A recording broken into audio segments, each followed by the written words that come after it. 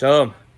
After many, many mitzvot that tell us how to have interpersonal relationships, for instance, the mitzvah of loaning money to somebody, and the mitzvah of not hurting somebody's feelings, and the mitzvah of not speaking lashon hara, the Torah recognized that it couldn't legislate every single case of interpersonal relationships.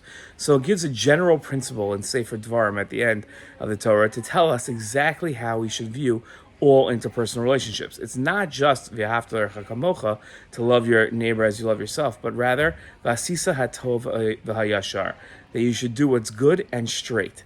So that tells us, and especially in business relationships, how we should view other people and our relationships with other people.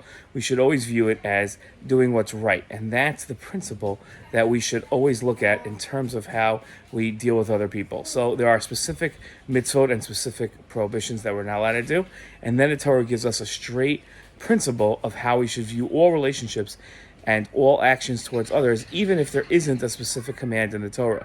This precludes people trying to say, oh, well, there's, the Torah doesn't say it's usher, the Torah doesn't say it's forbidden, so therefore I could probably do it.